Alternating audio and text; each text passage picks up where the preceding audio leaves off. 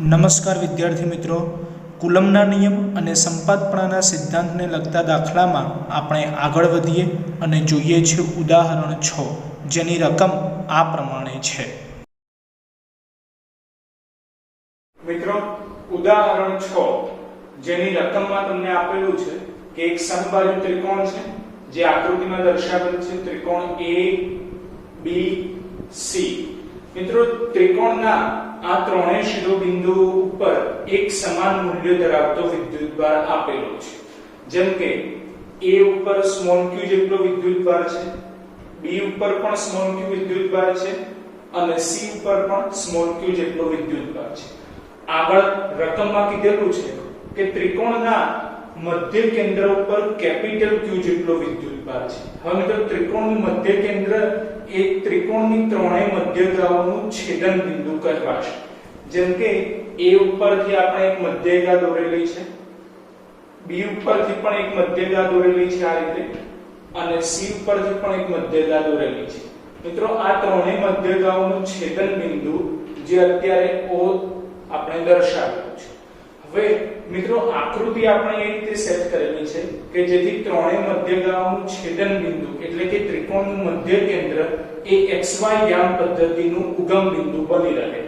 જે તમે આકૃતિમાં જોઈ શકો છો કે આ ધન x અક્ષ છે, આ બાજુ ઋણ x અક્ષ છે, ઉપરની સાઈડ ધન y અક્ષ, નીચેની સાઈડ ઋણ y અક્ષ.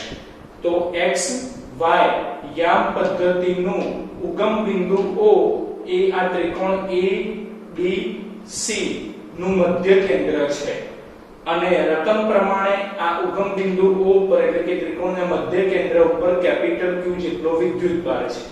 તો મિત્રો, ક્વેશ્ચન આ રીતે છે કે ત્રિકોણના જે ત્રણેય શિરોબિંદુઓ પર વિદ્યુતભાર છે એ વિદ્યુતભારના કારણે કેન્દ્ર પર કેટલું વિદ્યુત બળ ઉદ્ભવશે એ આપણે નક્કી કરવાનું છે. રાઈટ? તો હવે મિત્રો, ત્રણેય શિરોબિંદુઓ A, B, C ઉપર એક સમાન મૂલ્ય ધરાવતો વિદ્યુતભાર છે અને સાથે ત્રિકોણનું મધ્ય કેન્દ્ર જે છે O એ મધ્ય કેન્દ્રથી ત્રણેય શિરોબિંદુઓનું અંતર એક સમાન થશે. જેમ કે O થી A નું અંતર, O થી B નું અંતર અને O થી C નું અંતર એક સમાન થશે. એટલે ત્રણેય શિરોબિંદુઓ નો વિદ્યુતભાર સમાન છે, મધ્ય કેન્દ્રથી ત્રણેય શિરોબિંદુઓનું અંતર સમાન છે. જે કારણોસર ત્રિકોણના ત્રણેય શિરોબિંદુઓ ABC ના કારણે O ઉપર જે બળ લાગશે એ બળનું મૂલ્ય કેવું થશે? એક સમાન થશે, જે આપણે અહીં લખેલું છે. જેમ કે A ના કારણે O પર લાગતું બળ જે આપણે ઋણ y અક્ષની દિશામાં દર્શાવેલું છે, વેક્ટર FA. સેમ જ રીતે B ના કારણે O પર લાગતું બળ જે છે વેક્ટર FB જે આ દિશામાં લાગુ પડે છે. સેમ જ રીતે C ના કારણે O પર લાગતું બળ જે છે વેક્ટર FC જે આ દિશામાં છે. તો મિત્રો, આ ત્રણેય બળો વેક્ટર FA, વેક્ટર FB અને વેક્ટર FC ત્રણેયનું ફક્ત મૂલ્ય સમાન થશે. તો એ મૂલ્ય આપણે અહીં દર્શાવેલું છે. FA, FB, FC ત્રણેય સમાન છે અને એ મૂલ્ય કેટલું થશે? તો લાસ્ટ લેક્ચરમાં આપણે કુલમ બળનું સૂત્ર ભણી ગયેલા કે Q1Q2/r². એના આધારે આપણે લખેલું છે કે પછી Q1 એટલે કે મધ્ય કેન્દ્ર ઉપરનું વિદ્યુતભાર જે છે કેપિટલ Q અને Q2 એટલે કે શિરોબિંદુ ઉપરનો વિદ્યુતભાર જે છે સ્મોલ q અને છેદમાં છે અંતર એટલે કે કેપિટલ Q અને સ્મોલ q એટલે કે મધ્ય કેન્દ્ર અને શિરોબિંદુ વચ્ચેનું અંતર જે છે r. એટલે FA FB FC થશે K capital Q small q/r². Right?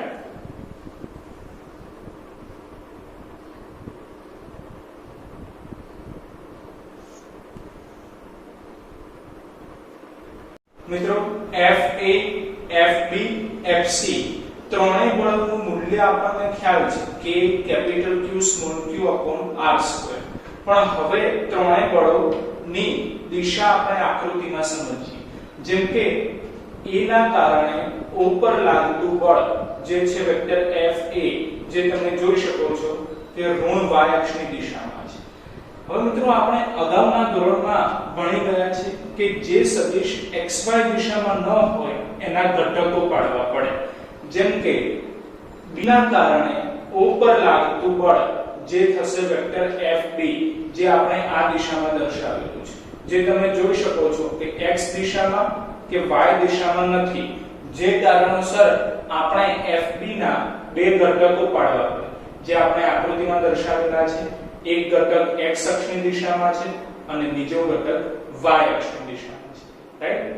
Same એ જ રીતે c ના કારણે o પર લાગતું બળ વેક્ટર FC જે આ દિશામાં છે. મિત્રો વેક્ટર FC પણ x દિશામાં કે y દિશામાં નથી, જે કારણોસર વેક્ટર FC ના પણ ઘટકો પાડવા પડે. તો વેક્ટર FC ના બે ઘટકો આપણે દર્શાવેલા છે. એક ઘટક x અક્ષની દિશામાંનો અને બીજો ઘટક y અક્ષની દિશામાંનો. હવે મિત્રો રકમમાં તમને આપેલું છે કે ત્રિકોણ ABC આ ત્રિકોણ સમબાજુ ત્રિકોણ છે. જો સમબાજુ ત્રિકોણ હોય તો એના દરેક ખૂણાનું માપ થાય 60 ડિગ્રી, જે કારણોસર આ ખૂણો થશે 30 ડિગ્રી અને આ ખૂણો પણ થશે 30 ડિગ્રી. જો મિત્રો આ ખૂણો 30 ડિગ્રી હોય તો આ વેક્ટર FB x અક્ષ સાથે જે ખૂણો બનાવે 30 ડિગ્રી થાય. સેમ એ જ રીતે વેક્ટર FC ઋણ x અક્ષ સાથે જે ખૂણો બનાવે એ પણ 30 ડિગ્રીનો થાય. તો મિત્રો ઘટકો માટે આપણે ધોરણ 11 માં ભણી ગયેલા છીએ કે વેક્ટર FB નો થીટાની પાસેનો ઘટક જે કહેવાશે cos થીટા. એટલે મિત્રો વેક્ટર FB નો થીટાની પાસેનો ઘટક એટલે કે x અક્ષની દિશામાંનો ઘટક બની જશે FB cos 30 ડિગ્રી. સેમ એ જ રીતે થીટાની સામેનો ઘટક જે કહેવાશે sin થીટા એટલે કે વેક્ટર FB નો થીટાની સામેનો ઘટક એટલે કે y અક્ષની દિશામાંનો ઘટક જે કહેવાશે FB sin 30 ડિગ્રી. અને સેમ જ રીતે વેક્ટર FC માટેના બે ઘટકો આપણે જોઈએ તો વેક્ટર FC નો થીટાની પાસેનો ઘટક જે કહેવાશે cos થીટા જે x અક્ષની દિશામાંનો ઘટક છે એટલે કે વેક્ટર FC નો x અક્ષની દિશામાંનો ઘટક જે કહેવાશે FC cos 30 ડિગ્રી અને થીટાની સામેનો ઘટક જે કહેવાશે sin થીટા. તો વેક્ટર FC નો થીટાની સામેનો ઘટક એટલે કે y અક્ષની દિશામાંનો ઘટક જે છે FC sin 30 ડિગ્રી. તો મિત્રો આપણે આ દરેક બળોનો સદિશ સરવાળો કરીએ ત્યારે આપણને ઉપર લાગતું પરિણામી બળ મળશે. હવે મિત્રો તમે આકૃતિમાં જોઈ શકો છો કે FB cos 30 ડિગ્રી જે ધન x અક્ષની દિશામાં છે જ્યારે FC cos 30 ડિગ્રી જે ઋણ x અક્ષની દિશામાં છે. પણ મિત્રો આ બંને બળોનું મૂલ્ય એક સમાન છે અને દિશા પરસ્પર વિરુદ્ધ છે, જે કારણોસર બંને એકબીજાની અસરને નાબૂદ કરી દેશે. એટલે કે જો આનું મૂલ્ય પ્લસ હોય તો આનું મૂલ્ય માઈનસ થશે, જે કારણોસર આનો ટોટલ આન્સર થઈ જશે 0, કારણ કે મૂલ્ય સમાન છે અને દિશા પરસ્પર વિરુદ્ધ છે. તો હવે વેક્ટર FA પછી વેક્ટર FB ના બે ઘટકોમાંથી ફક્ત y દિશામાંનો જ ઘટક લેવાનો FB sin 30 ડિગ્રી અને વેક્ટર FC ના પણ બે ઘટકોમાંથી ફક્ત y દિશામાંનો ઘટક જ લેવાનો જે થશે FC sin 30 ડિગ્રી. આ ત્રણેય બળ FA FB sin 30 degree FC sin 30 degree આ ત્રણેયનો સદિશ સરવાળો કરવાથી આપણને ઉપર લાગતું પરિણામી બળ મળશે. વેક્ટર FA પણ મિત્રો વેક્ટર FA કઈ દિશામાં છે તો ઋણ y અક્ષની દિશામાં. તો FA પણ એ ઋણ y અક્ષની દિશામાં છે એટલે એનો એકમ સદિશ -j પ્લસ વેક્ટર FB પણ એનો ફક્ત y દિશામાંનો જ ઘટક લેવાનો છે જે છે FB sin 30 ડિગ્રી અને જે ધન y અક્ષની દિશામાં છે એટલે એનો એકમ સદિશ j. તો અહીં લખેલું છે FB sin 30 degree j. Same જ રીતે વેક્ટર FC પણ એનો ફક્ત ધન y અક્ષની દિશામાંનો જ ઘટક લેવાનો છે જે છે f sin 30 ડિગ્રી અને આ ધન y અક્ષની દિશામાં છે એટલે એનો એકમ સદિશ j છે. તો અહીં લખેલું છે FC sin 30 degree j. FA જેનું મૂલ્ય ઉપર લખેલું છે K capital Q small q r2 તો એ અહીં લખેલું છે k capital Q small q upon r square જોડે છે માઈનસ j કેપ એટલે minus j cap plus fb તો fb નું મૂલ્ય છે k capital Q small q upon r square તો એ અહીં લખેલું છે k capital Q small q upon r square પછી જોડે છે મિત્રો sin 30 ડિગ્રી તો sin 30 ની વેલ્યુ થશે 1/2 એટલે અહીં લખેલું છે 1/2 જોડે છે j કેપ પ્લસ fc તો fc નું મૂલ્ય છે k capital Q small q upon r square તો એ અહીં લખેલું છે k capital Q small q upon r square જોડે છે sin 30 ની વેલ્યુ થશે 1/2 અને જોડે છે j કેપ એટલે j cap as it is હવે first step as it is છે minus k capital Q small q upon r square અને જોડે j પછી જો મિત્રો આ બંને પદ એક સરખા છે જો આ બંને પદ એક સરખા હોય તો એમનો સરવાળો થશે એટલે થઈ જશે 2k capital Q small q upon 2r square જોડે j હવે મિત્રો ઉપર નીચે 2 કેન્સલ થઈ જશે તો બાકી રહેશે k capital Q small q upon r square j તો મિત્રો એ આગળના પદ જેવું જ છે એટલે બંને પદ નું મૂલ્ય સમાન છે પણ આ માઈનસ છે આ પ્લસ છે જે કારણોસર બંને પદ કેન્સલ થઈ જશે એટલે પરિણામી બળનો આન્સર આવશે 0 મિત્રો હવે જોઈએ ઉદાહરણ 7 જેની રકમ આ પ્રમાણે છે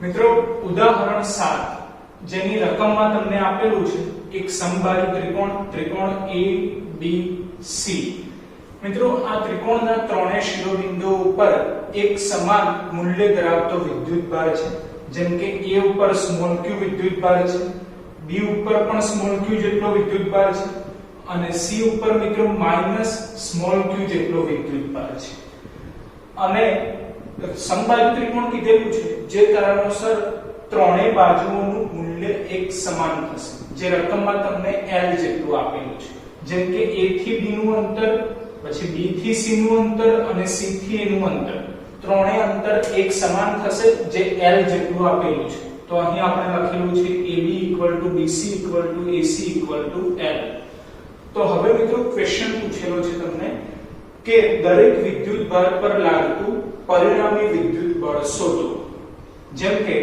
આપણે શિરોબિંદુ A ને કણ 1 કહી દઈએ બિંદુ B ને કણ 2 કહી દઈએ છીએ અને બિંદુ C ને કણ 3 કહી દઈએ તો આ ત્રણેય કણો 1 2 અને 3 ઉપર વિદ્યુતભાર છે એ વિદ્યુતભાર પર લાગતું પરિણામી બળ આપણે શોધવાનું છે તો સૌપ્રથમ કણ 1 પર લાગતું પરિણામી બળ શોધવાનું છે તો કણ 1 ઉપર કયા કયા બળો લાગી રહ્યા છે એની ચર્ચા કરી દઈએ તો મિત્રો કણ 1 ઉપર કણ 2 દ્વારા કંઈક બળ લાગુ પડશે સેમ એ રીતે કણ 1 ઉપર કણ 3 દ્વારા કંઈક બળ લાગુ પડશે મિત્રો આ જે બળ લાગુ પડે છે એ બળનું મૂલ્ય પણ છે અને દિશા પણ છે પણ સૌપ્રથમ આપણે ફક્ત મૂલ્યની ચર્ચા કરીએ છીએ જેમ કે કણ 1 પર કણ 2 દ્વારા લાગતું બળ જેનો સિમ્બોલ થશે F12 રાઈટ સેમ એ રીતે કણ 1 પર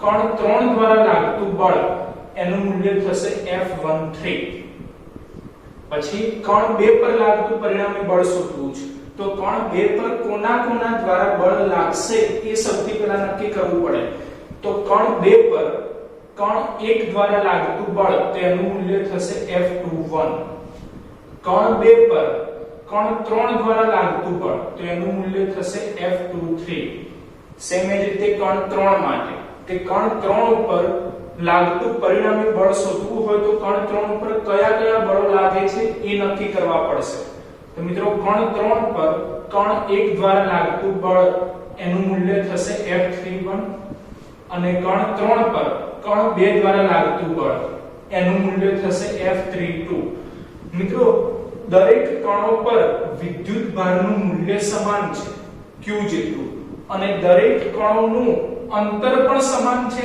L જેટલું જે કારણોસર આ દરેક બળોનું મૂલ્ય કેવું થશે એક સરખું થશે જેને આપણે ધારી લઈએ છીએ કેપિટલ F તો એનું મૂલ્ય આપણે કુલંબ બળ પ્રમાણે k q1q2/r² પ્રમાણે લખીએ છીએ k q1 q2 શું છે તો વિદ્યુતભારનું મૂલ્ય મિત્રો અહીં દરેક વિદ્યુતભાર q જેટલો જ છે એટલે આપણે q1 q2 ની જગ્યાએ q² કરી દેવી છે અને છેદમાં છે અંતર પણ મિત્રો અંતર એ વિદ્યુતભારો વચ્ચેનું અંતર છે તો વિદ્યુતભારો વચ્ચેનું અંતર રકમ પ્રમાણે l જેટલું લેવાનું છે એટલે છેદમાં l² આવી જશે તો મિત્રો જે કોઈ પણ બળ લાગે છે એ દરેક બળ સમાન છે જે થશે F જેટલા એટલે કે kq²/l² જેટલું રાઈટ તો આ મિત્રો ફક્ત મૂલ્યની જ વાત થઈ હવે દિશા સહિત આપણે ચર્ચા કરીએ છીએ કારણ કે બળ સદિશ રાશિ છે તો મિત્રો સૌપ્રથમ આપણે કણ 1 પર લાગતું પરિણામી બળ શોધવું છે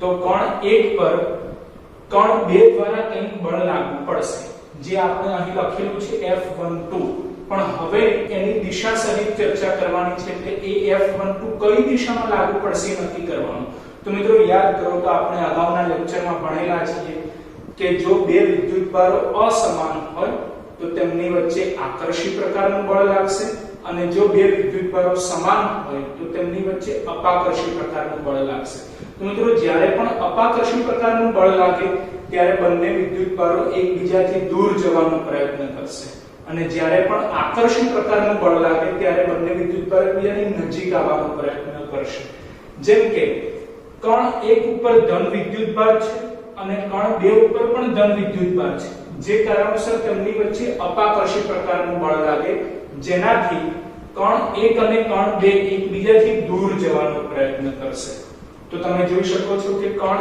1 પર કણ 2 દ્વારા લાગતું બળ વેક્ટર F12 જે આ દિશામાં લાગુ પડશે સેમ એ જ રીતે કણ 1 પર કણ 3 દ્વારા લાગતું બળ પણ મિત્રો જુઓ તો કણ 1 ધન વિદ્યુતભારિત છે જ્યારે કણ 3 ઋણ વિદ્યુતભારિત છે તો મિત્રો ધન વિદ્યુતભાર અને ઋણ વિદ્યુતભાર વચ્ચે તો આકર્ષી પ્રકારનું બળ લાગે જે કારણોસર કણ 1 ઉપર કણ 3 દ્વારા લાગતું બળ વેક્ટર F13 જે આ દિશામાં લાગે જે દર્શાવે છે કે બંને કણો એકબીજાની નજીક આવવાનો પ્રયત્ન કરે છે રાઈટ એટલે કણ 1 ઉપર બે બળો લાગે છે કયા કયા તો વેક્ટર F12 અને વેક્ટર F13 જો મિત્રો વેક્ટર F12 અને વેક્ટર F13 નો સદિશ સરવાળો કરવામાં આવે તો કણ 1 ઉપર લાગતું પરિણામી બળ મળી જાય જે આકૃતિમાં આપણે દર્શાવેલું છે વેક્ટર F1 તો મિત્રો q1 પરનું પરિણામી બળ જે થશે વેક્ટર F1 જે વેક્ટર F12 અને વેક્ટર F13 નો સદિશ સરવાળો કરવાથી મળશે તો મિત્રો આ સદિશ સરવાળો કરવા માટે આપણે ધોરણ 11 ની મેથડ ધ્યાનમાં લેવી પડશે જો વેક્ટર F1 નું મૂલ્ય આપણે લખીએ તો F1 હવે મિત્રો યાદ કરો તો સદિશ સરવાળા માટે આપણે એવું ભણી ગયેલા કે મૂલ્ય લખવું હોય તો સૂત્ર છે વર્ગમૂળમાં a² + b² + 2ab cos θ તો આને a કહી દેવાનું આને b કહી દેવાનું તો આનું મૂલ્ય મિત્રો F12 નું મૂલ્ય કેટલું છે તો F12 નું મૂલ્ય f જેટલું છે એટલે અહીં લખી દીધું f² રાઈટ પછી F13 તો F13 નું મૂલ્ય કેટલું છે તો એ પણ f જેટલું છે એટલે અહીં લખી દીધું f² તો આ થઈ ગયું a² + b² એટલે કે f² + f² પ્લસ સૂત્ર છે +2ab cos θ તો a અને b બંને સરખા છે f જેટલા જે કારણોસર અહીંયા થઈ જશે +2f² cos θ હવે θ શું છે નક્કી કરવાનું છે આપણે તો θ માટે વેક્ટર F12 અને વેક્ટર F13 વચ્ચેનો ખૂણો નક્કી કરવો પડે તો મિત્રો જુઓ તો વેક્ટર F12 અને વેક્ટર F13 આકૃતિમાં જુઓ તો વેક્ટર F12 આ દિશામાં છે અને વેક્ટર F13 આ દિશામાં છે બંને વચ્ચેનો ખૂણો કેટલો છે આપણે નક્કી કરવાનું છે તો મિત્રો રકમમાં તમને આ જે ત્રિકોણ આપેલું છે ત્રિકોણ ABC એ સમબાજુ ત્રિકોણ આપેલું છે અને આપણે જાણીએ છીએ કે જ્યારે પણ સમબાજુ ત્રિકોણ હોય તો ખૂણો 60 ડિગ્રીનો બને જે કારણોસર આપણને ખ્યાલ આવે કે આ ખૂણો 60 ડિગ્રી છે રાઈટ તો વેક્ટર F12 અને વેક્ટર F13 વચ્ચેનો ખૂણો કેટલો થાય તો જો આ ખૂણો 60 ડિગ્રી હોય તો આ આખો ખૂણો કેટલો બને તો આ આખો ખૂણો 180 ડિગ્રી ખૂણો 180 ડિગ્રીનો બનશે તો મિત્રો 180 ડિગ્રીમાંથી જો આપણે આ 60 ડિગ્રી બાદ કરી દઈએ તો વેક્ટર F12 અને વેક્ટર F13 નો ખૂણો 120 ડિગ્રી મળશે, જે અહીં લખેલું છે આપણે cos 120 ડિગ્રી. તો મિત્રો cos 120 ડિગ્રી ની વેલ્યુ થશે -1/2. તો f² + f² બની જશે 2f² + 2f² as it is છે, અને cos 120 ડિગ્રી ની વેલ્યુ -1/2. તો મિત્રો 2 કેન્સલ થઈ જશે, જે કારણોસર 2f² as it is plus minus minus થઈ જશે, અને આ 2 કેન્સલ થઈ ગયા છે એટલે બાકી રહેશે f². તો f², તો 2f² માંથી f² જશે એટલે f² બાકી રહેશે, પણ એનું વર્ગમૂળ છે જે બની જશે f. તેનો મીનિંગ એવો થયો કે q1 પરનું પરિણામી બળ જે થશે F1 એનું મૂલ્ય થાય f જેટલું, અને એ f એટલે કે છે kq²/L². મિત્રો સેમ આ જ રીતે આપણે કણ 2 પર લાગતું પરિણામી બળ શોધવાનું છે. તો કણ 2 પર કયા કયા બળો લાગે છે અને બળોની દિશા કેવી રીતે છે એ આપણે સૌપ્રથમ સમજી લઈએ. જો તો q2 પરનું પરિણામી બળ જે થશે વેક્ટર F1 F2 જે આપણે શોધવાના છે. તો મિત્રો કણ 2 પર કણ 1 દ્વારા કંઈક બળ લાગશે, પણ આપણે અગાઉ કીધું એ પ્રમાણે કે કણ 2 ધન વિદ્યુતભારિત છે, કણ 1 પર ધન વિદ્યુતભારિત છે, જે કારણોસર કણ 2 પર કણ 1 દ્વારા જે બળ લાગુ પડશે એ અપાકર્ષી પ્રકારનું હશે, એટલે કે વેક્ટર F21 જે આ દિશામાં મળશે, જે અપાકર્ષી પ્રકારનું છે, રાઈટ. સેમ એ રીતે કણ 2 પર કણ 3 દ્વારા લાગતું બળ. તો મિત્રો કણ 2 ધન વિદ્યુતભારિત છે, જ્યારે કણ 3 ઋણ વિદ્યુતભારિત છે. તો કણ 2 પર કણ 3 દ્વારા લાગતું બળ જે થશે વેક્ટર F23 જે આ દિશામાં લાગુ પડશે, કારણ કે આ બળ આકર્ષી પ્રકારનું છે, એટલે કે જે કારણોસર બંને કણો એકબીજાની નજીક આવવાનો પ્રયત્ન કરે છે, એટલે આ થશે વેક્ટર F23. તો હવે કણ 2 પર લાગતું પરિણામી બળ આપણે નક્કી કરવું હોય તો વેક્ટર F21 અને વેક્ટર F23 બંનેનો સદિશ સરવાળો કરવો પડે, ત્યારે આપણને કણ 2 પર લાગતું પરિણામી બળ વેક્ટર F2 મળશે. તો એ અહીં આપણે લખેલું છે કે vector F2 = vector F21 + vector F23. તો મિત્રો આનો સરવાળો આપણે ઉપરની જેમ જ કરવાનો છે, એ જ સૂત્ર વાપરવાનું છે, વર્ગમૂળમાં a² + b² + 2ab cos θ. એના આધારે આપણે F2 નું મૂલ્ય નક્કી કરીએ છીએ. તો F2 = વર્ગમૂળમાં જુઓ તો F21 નું મૂલ્ય થશે f, પછી છે F23, તો F23 નું મૂલ્ય પણ f છે, જે કારણોસર વર્ગમૂળમાં f² + f² + 2f² cos θ. હવે મિત્રો cos θ નક્કી કરવાના છે. તો θ શું છે? તો વેક્ટર F21 અને વેક્ટર F23 વચ્ચેનો ખૂણો. તો જુઓ તો વેક્ટર F21 અને વેક્ટર F23 વચ્ચેનો ખૂણો.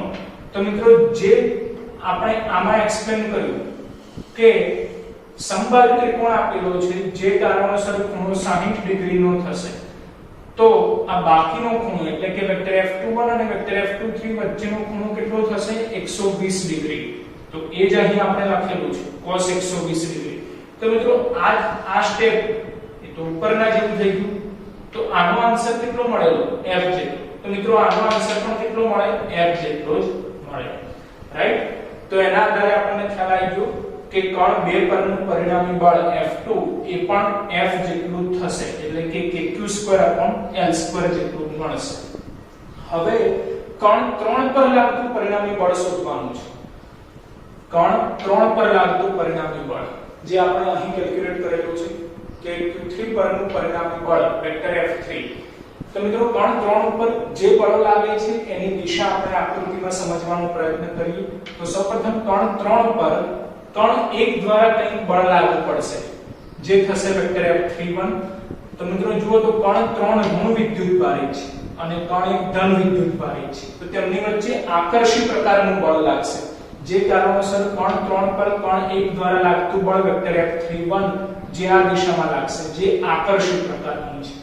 સેમ એ જ રીતે કણ 3 પર કણ 2 દ્વારા લાગતું બળ વેક્ટર F32 જે આ દિશામાં લાગુ પડશે, કારણ કે કણ 3 ઋણ વિદ્યુતભારિત છે અને કણ 2 ધન વિદ્યુતભારિત છે.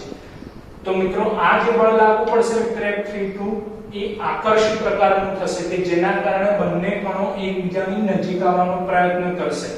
એટલે કે કણ 3 પર કણ 2 દ્વારા લાગતું બળ વેક્ટર F32 જે આ દિશામાં થશે.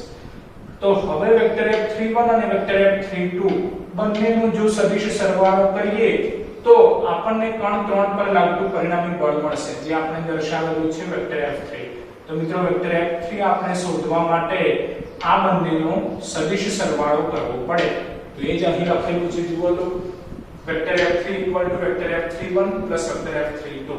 તો મિત્રો આ સદિશ સરવાળો આપણે અગાઉની જેમ જ દર્શાવેલો છે. સૂત્ર એ જ વાપરેલું છે, વર્ગમૂળમાં a² b² 2ab cos θ. તો F3 નું મૂલ્ય F3 F31 નું મૂલ્ય મિત્રો જુઓ તો F31 નું મૂલ્ય કેટલું છે? તો F જેટલું, અને F32 નું મૂલ્ય પણ કેટલું છે? તો F જેટલું. તો F31 નું મૂલ્ય F, F32 નું મૂલ્ય પણ F, પણ સૂત્ર શું છે? વર્ગમૂળમાં a² b² વર્ગમૂળમાં f² f² 2ab એટલે કે 2f² cos θ. થીટા નો મીનિંગ શું થશે? તો F31 અને F32 સદિશો વચ્ચેનો ખૂણો. તો મિત્રો જુઓ તો આકૃતિમાં કે વેક્ટર F31 અને વેક્ટર F32 વચ્ચેનો ખૂણો કેટલો છે? તો મિત્રો ત્રિકોણ સમબાજુ ત્રિકોણ કીધેલું છે રકમમાં, જે કારણોસર સિમ્પલ છે કે આ ખૂણો કેટલો થાય? 60 ડિગ્રી. એટલે કે વેક્ટર F31 અને વેક્ટર F32 વચ્ચેનો ખૂણો કેટલો છે? 60 ડિગ્રી છે. તો એ જ આપણે અહીં લખેલું છે cos 60 ડિગ્રી. તો f² f² બની જશે 2f² 2f² as it is, અને cos 60 ની વેલ્યુ જે થશે 1/2. તો મિત્રો 2 2 કેન્સલ થઈ જશે, તો બાકી રહેશે +f², જે બની જશે 3f², અને એનું વર્ગમૂળ કાઢવાનું છે. તો √3m9 અને f² નું વર્ગમૂળ એટલે કે f. તો મિત્રો કણ 3 પર લાગતું પરિણામી બળ F3 આપણને મળશે √3 f. તો મિત્રો ત્રણેય વિદ્યુતભાર પર લાગતું પરિણામી બળ મળી ગયું આપણને. હવે મિત્રો પરિણામી કુલંબ બળ શોધવું છે. એટલે કે આ જે સમબાજુ ત્રિકોણ છે, ત્રિકોણ ABC, એ ત્રિકોણ પર લાગતું પરિણામી કુલંબ બળ, જેને આપણે વેક્ટર F કહી લઈએ. તે વેક્ટર F કઈ રીતે મળશે? તો ત્રણેય કુલંબ બળો વેક્ટર F1 વેક્ટર F2 અને વેક્ટર F3, આ ત્રણેયનો જો સદિશ સરવાળો કરીએ તો પરિણામી કુલંબ બળ વેક્ટર F મળી જશે. તો મિત્રો વેક્ટર F1 શું છે? તો વેક્ટર F1 અહીં આપણે લખેલા છે, વેક્ટર F12 વેક્ટર F13. તો અહીં લખી દીધા વેક્ટર F12 વેક્ટર F13. પછી છે વેક્ટર F2. તો વેક્ટર F2 શું છે? તો એ પણ અહીં આપણે લખેલા છે, વેક્ટર F21 વેક્ટર F23. તો એ અહીં આપણે લખી દીધા વેક્ટર F21 વેક્ટર F23. પછી છે વેક્ટર F3. તો વેક્ટર F3 શું છે? તો વેક્ટર F3 છે વેક્ટર F31 વેક્ટર F32. તો એ અહીં લખી દીધા વેક્ટર F31 વેક્ટર F32. હવે મિત્રો ખાસ સમજવાનું છે, આકૃતિ ધ્યાનથી જુઓ તો ખ્યાલ આવશે કે વેક્ટર F12 અને વેક્ટર F21, જુઓ તો વેક્ટર F12 ડાબી તરફ છે, જ્યારે વેક્ટર F21 જમણી તરફ છે. બોલો મિત્રો આ બંનેની દિશા પરસ્પર વિરુદ્ધ છે? હા, તો બંનેની દિશા કેવી છે? પરસ્પર વિરુદ્ધ છે. અને વેક્ટર F12 અને વેક્ટર F21 બંનેનું મૂલ્ય કેવું છે? તો એ પણ નીચે લખેલું છે કે F12 અને F21 બંનેનું મૂલ્ય સમાન છે. જો તો મૂલ્ય સમાન, દિશા પરસ્પર વિરુદ્ધ, જે કારણોસર આપણે લખી શકીએ કે vector F12 vector F21, right? Same એ રીતે વેક્ટર F13 અને વેક્ટર F31 આકૃતિમાં જોઈએ આપણે કે વેક્ટર F13 અને વેક્ટર F31, જુઓ તો બંનેની દિશા પરસ્પર વિરુદ્ધ છે, રાઈટ? અને F13 અને F31 બંનેનું મૂલ્ય પણ સમાન છે. તો મૂલ્ય સમાન, દિશા પરસ્પર વિરુદ્ધ, જે કારણોસર આપણે લખી શકીએ vector F13 vector F31, right? અને લાસ્ટમાં વેક્ટર F23 અને વેક્ટર F32 જોઈએ આપણે આકૃતિમાં કે વેક્ટર F23 અને વેક્ટર F32 બંનેની દિશા પરસ્પર વિરુદ્ધ છે, અને બંનેનું મૂલ્ય જુઓ તો F23 અને F32 બંનેનું મૂલ્ય સમાન છે. તો મિત્રો મૂલ્ય સમાન, દિશા પરસ્પર વિરુદ્ધ, જે કારણોસર આપણે લખી શકીએ વેક્ટર F23 વેક્ટર F32. તેનો મીનિંગ એવો થયો કે આ દરેક પદ કેન્સલ થઈ જશે આ કારણોસર. એટલે કે પરિણામી કુલંબ બળ F જે આપણને 0 મળશે, રાઈટ?